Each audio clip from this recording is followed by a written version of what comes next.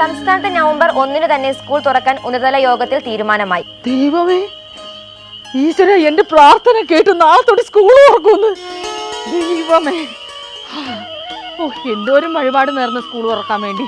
എന്റെ വഴിപാട് വലിച്ചല്ലോ, എന്റെ പ്രാർത്ഥന കേട്ടു. ആരെ ഇപ്പൊ വിളിച്ച് പറയുക?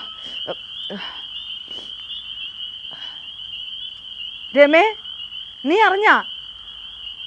ദേ ന്യൂസിൽ ഇപ്പൊ പറഞ്ഞു, നാളത്തോടെ സ്കൂൾ തുറക്കുവാന്ന്. നീ വഴിപാടൊക്കെ ചെയ്തായിരുന്നല്ലോ അല്ലേ? ഉണ്ട്, ചേട്ടനെയും കൊണ്ട് പഴനിക്ക് പോയിട്ട് മുട്ടയടിപ്പിക്കണം. അപ്പൊ വെക്കേഷന്റെ സമയത്ത് നമുക്ക് ഒരുമിച്ച് പോടി. ശരി കേട്ടോ. ഓക്കെ. നാളെ തുടങ്ങി അങ്ങേരെ എന്താണെങ്കിലും പണിക്ക് പോവുമല്ലോ. മാഷാന്നും പറഞ്ഞ് വീട്ടിൽ കയറി ഇരിക്കാൻ തുടങ്ങിയിട്ട് എത്ര വർഷമായി? 1-2 വർഷം കഴിഞ്ഞ്. പണിക്ക് പോകണമെന്ന് കണ്ടേച്ചാ മതി. കൊറോണേ നിൻ വരവാലേ, കൊറോണേ കൊറോണേ നിൻ കളി കാണാൻ, കൊറോണേ കൊറോണേ. എന്നാ പിടിച്ചോ. എന്താ ഇത്? കൊറോണ അല്ല, അത് നമുക്ക് കുറച്ച് സ്നാക്സ് ആണ്. നമ്മൾ ചുമ്മാ ഇരുന്ന് TV കാണുന്ന ഇങ്ങനെ കുറിക്കാനായിട്ട് കുറച്ച് സ്നാക്സ്. ഇനി ചുമ്മാ ഇരുന്ന് സ്നാക്സ് ചേട്ടൻ കഴിക്കില്ല, ഞാൻ മാത്രം കഴിക്കും. ഞാൻ കഴിച്ചാൽ ഇറങ്ങൂല. എനിക്ക് അറിഞ്ഞില്ലേ? ഇല്ല. നാളെ മുതൽ സ്കൂൾ തുറക്കുവാന്ന്. നീ ചുമ്മാ നുണ പറയാൻ നിൽക്കല്ലേട്ടാ. ചുമ്മാ പറഞ്ഞല്ലേ, ഇപ്പൊ മൊബൈലിൽ ഞാൻ കണ്ടല്ലേ ഉള്ളൂ. നാളെ മുതൽ ശരിക്കും സ്കൂൾ തുറക്കുവാ. എന്ത് വിധി ഇത്, വല്ലാത്ത ചതീത് തിരിപ്പാണ്. എന്തേ? ഞാൻ വിശ്വസിക്കൂല. വിശ്വസിച്ചാലും ഇല്ലെങ്കിലും നാളെ തൊട്ട് സ്കൂൾ തുറക്കുവാന്ന്. ഉറപ്പ്. ഞാൻ ഇപ്പൊ തന്നെ ഒന്ന് വിളിച്ചോട്ടെ. വിളിച്ചോ. വിജയൻ സാറേ, നാളെ തുടങ്ങി സ്കൂൾ തുറക്കണ ആണോ? ഓക്കെ. അല്ല, നമ്മുടെ വൈഫ് ഇങ്ങനെ പറഞ്ഞേ. ഫേക്ക് ന്യൂസ് ആയിരിക്കുള്ളൂ. ഓക്കെ. വിജയൻ സാർ അറിഞ്ഞിട്ട് പോലും. നിങ്ങൾ ആരെ വിളിച്ച? പിണറായി വിജയൻ സാറിനെ?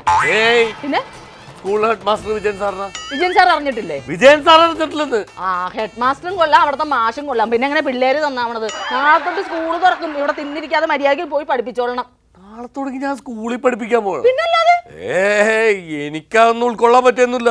ഇത്രയും കാലം സുഖിച്ച് ഞാൻ ഈ കുടുംബത്തിൽ ഇരുന്നിട്ട് ഇനി നാളത്തോടെ സ്കൂളിൽ പോകണം. എങ്ങനെ സെറ്റ് ആവുമെന്നാണ് നീ പറയുന്നത്? എന്ത് സെറ്റ് ആവാ? നിങ്ങൾ പഠിപ്പിച്ചോണ്ടിരുന്നല്ലേ? പിന്നെ വെളുപ്പിന് എഴുന്നേക്കണം, എന്നിട്ട് ആ തണുത്ത വെള്ളത്തിൽ കുളിക്കണം, പല്ല് കേൾക്കണം, പിന്നെ സ്കൂളിൽ പോകണം.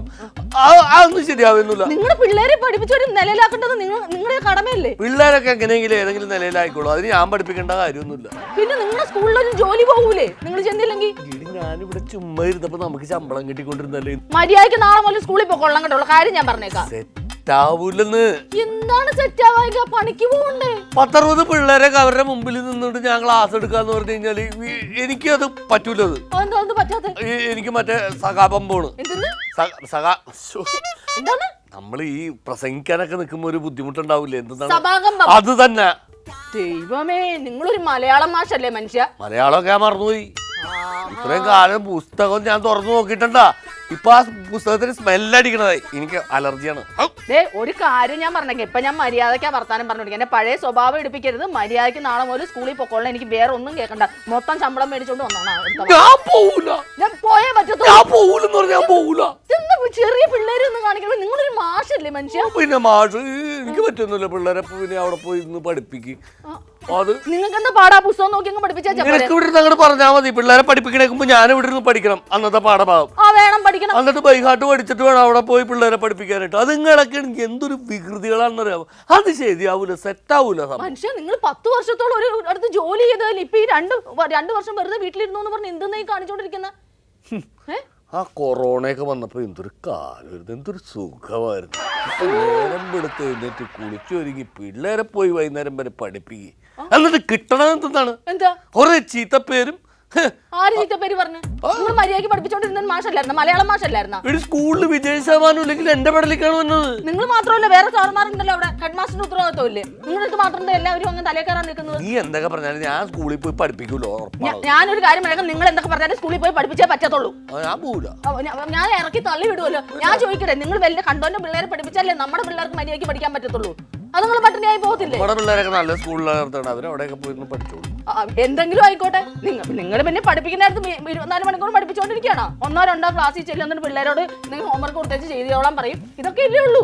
എടി ഞാൻ ഇവിടുത്തെ കാര്യങ്ങളായിട്ട് സെറ്റ് ആയിക്കണ്. ഇപ്പൊ എന്റെ മനസ്സിൽ പാഠഭാഗങ്ങളൊന്നുമില്ല. ഇവിടുത്തെ കാര്യങ്ങളായിട്ട് സെറ്റ് ആവാനായിട്ട് ആകെ ടിവി കുറച്ച് ചിപ്സും മേടിച്ചോണ്ട് അതാണ് ഞാൻ പറഞ്ഞത്. നെറ്റ്ഫ്ലിക്സും ആമസോണൊക്കെ ആയിട്ട് ഞാൻ സെറ്റ് ആയിട്ട് നിൽക്കണ്. നീ ഇപ്പൊ എന്തിനാണ് എന്നോട് സ്കൂൾ തുറക്കണ കാര്യം പറഞ്ഞത്? പിന്നെ നിങ്ങളോട് പറയണ്ടത് ജോലിക്ക് പോകണ്ടേ? എന്റെ സമാധാനം കളയാനായിട്ട്.